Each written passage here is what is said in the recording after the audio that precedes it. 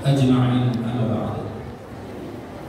Bapak-bapak, ibu-ibu, hadirin sekalian, jamaah salat subuh yang dimuliakan Allah Subhanahu wa taala.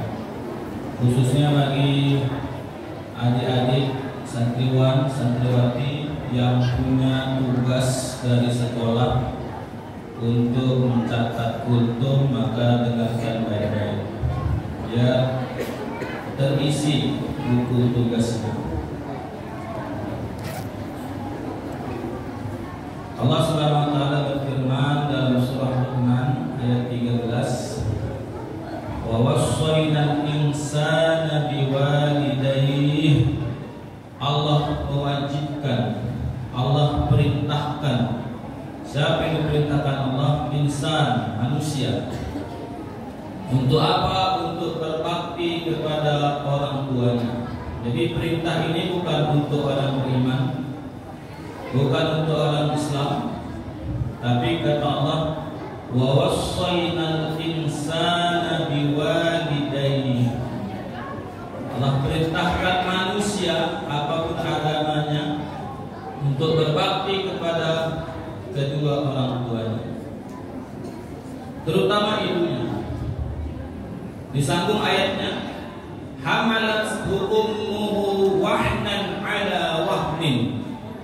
Ibu kalian, ibu kita semua, karena kita lahir dari seorang ibu, hamil, mengandung kita, wahnan ala wahnin, lelah dan bertambah lelah, susah dan bertambah susah, berat dan bertambah berat, wahnan ala wahnin.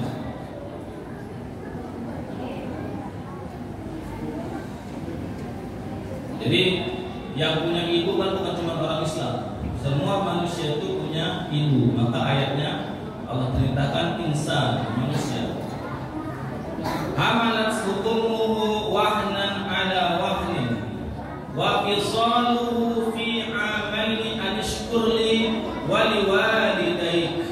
Kata Allah, bersyukurlah dan ibumu telah menyusukan kamu, kita semua, 2 tahun lamanya.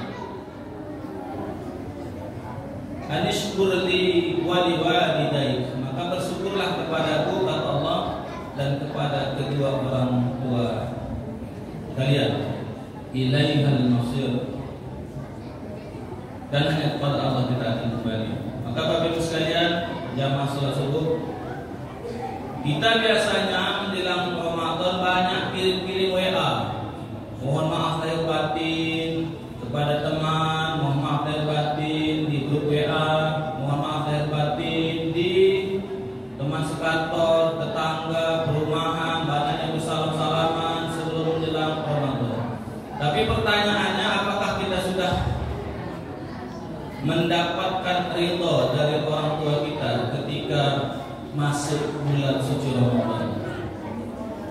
Karena saya apapun puasa kita, tak ada faedahnya kalau orang tua kita tak ridho. Mana contohnya?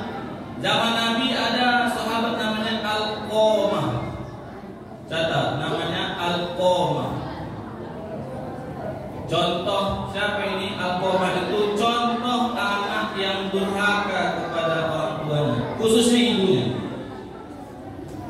Alqamah itu sahabat yang rajin sholat, rajin puasa, rajin ibadah, tapi durhaka kepada ibunya. Maka ketika mau meninggal, Alqamah itu mengerang kesakitan luar biasa, sakaratul mautnya luar biasa. Dipanggillah Nabi. Kata Nabi, mana ibunya si Alqamah ini? Masih ada ibunya? Masih. Maka datanglah kalian kepada ibunya, mintakan ampun, mintakan maaf kepada ibunya agar dia mengampuni, mengikhlaskan Alqamah. Datanglah sahabat kepada ibunya. Kata ibunya, tak kumaafkan Alqamah. Jadi sahabat, apapun ibadah kita tak ada manfaatnya, tak ada faedahnya, tak ada ibadah yang bisa mengganti durhaka kepada orang tua.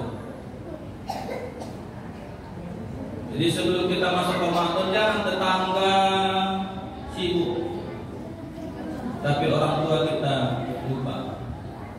Sehebat apapun kita, mungkin sekarang ibu kita tua, tapi gara-gara ibu tua itulah kita bisa sukses sampai sekarang.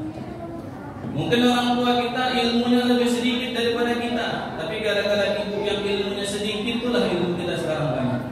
Kalau sekarang kita kerja dapat penghasilan, maka berkat jasa ibu kita, orang tua kita, ayah kita.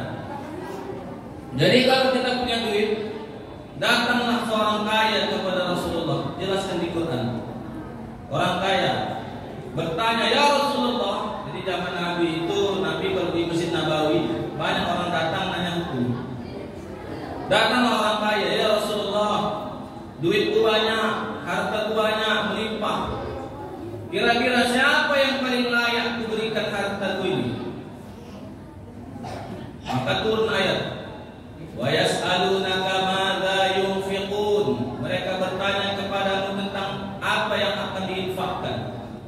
Qul fihi ma, katakan kepada mereka, anfaqtum min khair, menginfakkan yang baik-baik. Pada siapa? Walil walidain. Nomor satu itu orang tua. Jadi kalau kita kaya, kita sukses, duit kita banyak, siapa yang berhak menerima manfaat dari harta kita, duit kita? Maka kata Quran, orang tua. Ring satunya orang tua. Jangan sampai kita sahur makan rendang pagi ini, orang tua makan tahu putih di kampung. Tak ada terbersih. Yang minimal kirim lah duit, tak bisa pulang kirim duit. Kita baik sama kawan sekantor, kita baik sama tetangga, kita baik sama teman, tapi kadang kita pelit sama orang tua.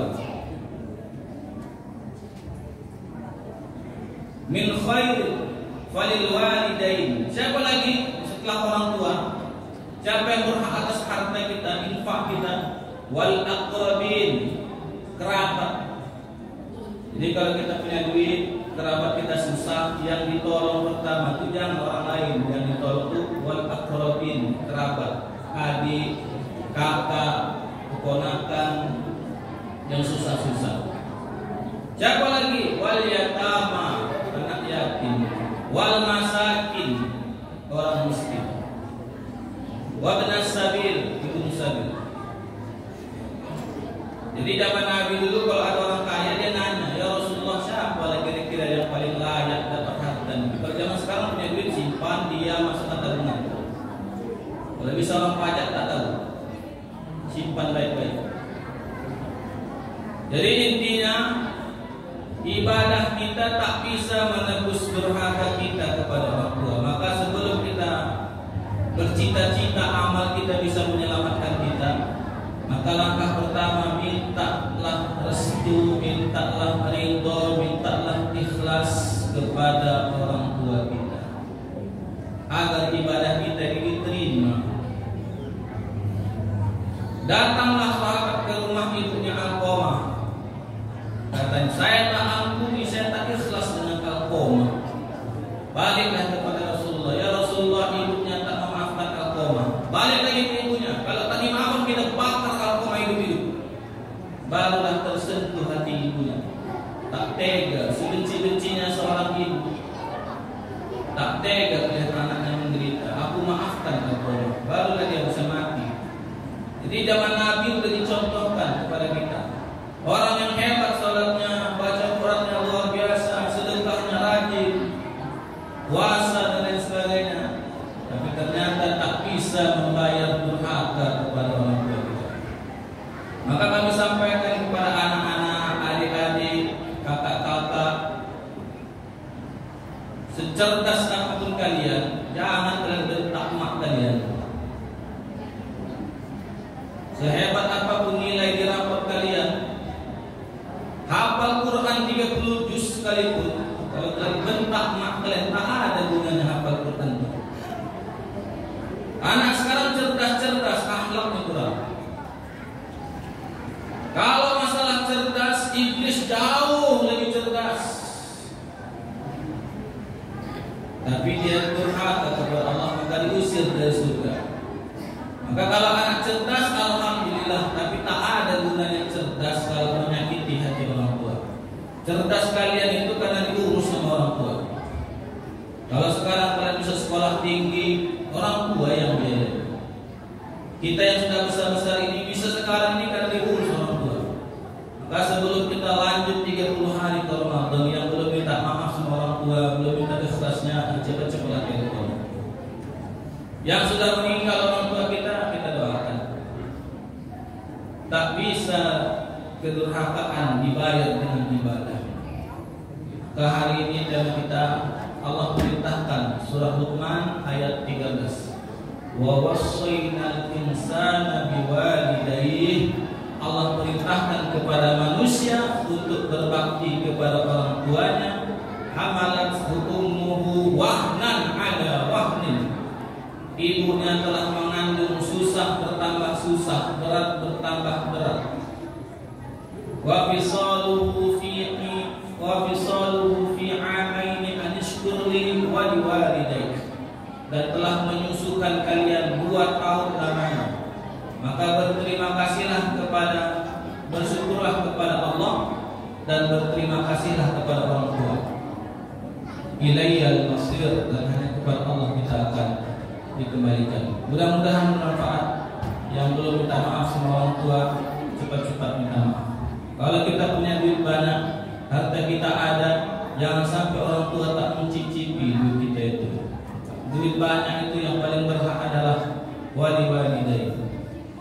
Orang tua nomor 1. Setelah nafkah kita kepada anak istri kita, maka orang tua bukan nomor sekian. Terima kasih. Mohon maaf. Assalamualaikum warahmatullahi wabarakatuh.